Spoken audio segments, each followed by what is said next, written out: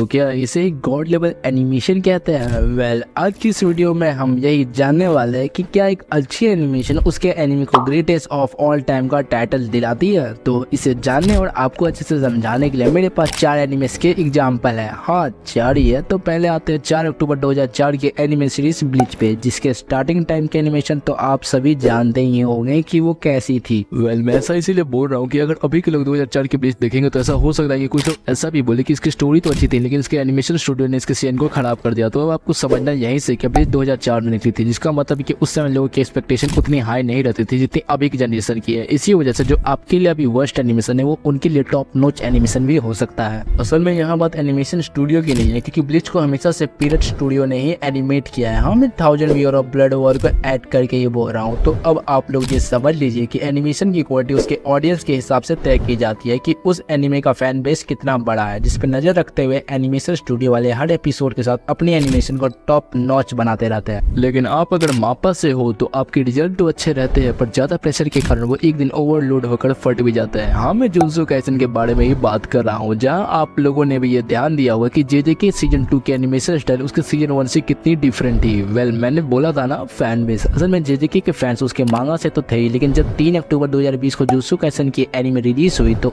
उसे देखने के बाद बहुत लोग जुजुत्सु काइसेन के कैरेक्टर गोजो सातोरू को पसंद करने लगे थे, जिसकी वजह से उन्हें उनका स्ट्रॉन्ग वाला फैन बेस मिल गया था। और इसी वजह से आपको सीजन 2 में इतनी कमाल की एनिमेशन देखने को मिलती है। हाँ, मैं जानता हूँ कि मापा के एनिमेटर्स ने सुकुना वर्सेस मोरा की फाइट में अपना 100% नहीं दिया था, लेकिन उन्होंने बाद में उसका ब्लू रे प्रिंट को आउट कर सब मैनेज कर दिया था। तो ये तो हमने बात कर ली कि एनिमेशन की क्वालिटी उस एनिमे के फैन बेस की वजह से हाई होती है, जो ज्यादातर एनिमेस पे लागू होती है। जैसा कि हमारा ड्रैगन बॉल, जो का 26 फरवरी 1986 में रिलीज हुई थी, जहाँ इसकी एनिमेशन एवरेज रहती है, लेकिन इसे पॉपुलैरिटी कहाँ से मिलती है? 26 अप्रैल 1989 की ड्रैगन बॉल जी सीरीज से, जो ड्रैगन बॉल के बाद से कंटिन्यू होती है। और मैं जानता हूँ कि ऐसे बहुत से लोग हैं जिन्होंने पहले ड्रैगन बॉल जी ही तय की, और वो भी हिंदी डब में। और हाँ, मैं भी उन्हीं लोगों में से आता हूँ, क्योंकि जो पॉपुलैरिटी ड्रैगन बॉल को हिंदी डब में मिली थी, वैसे शायद ही कोई एनिमे हो जिससे उतनी पॉपुलैरिटी आज के टाइम में हिंदी डब में मिल सके। लेकिन बात अगर इसके एनिमेशन स्टूडियो की जाए तो ड्रैगन बॉल को हमेशा से टो एनिमेशन नहीं है एनिमेट किया है, और इसमें dragon ball super hero film भी शामिल है।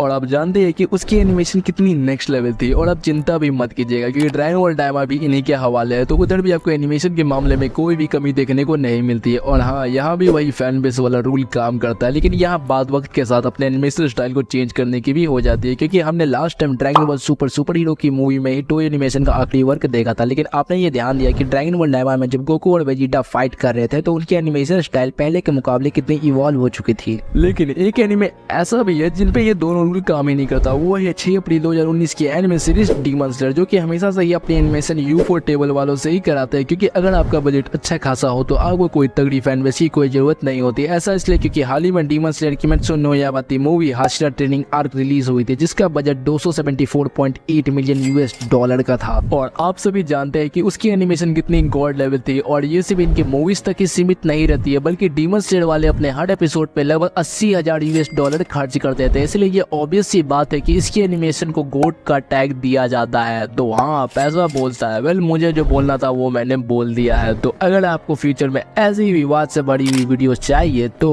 कमेंट करो बे।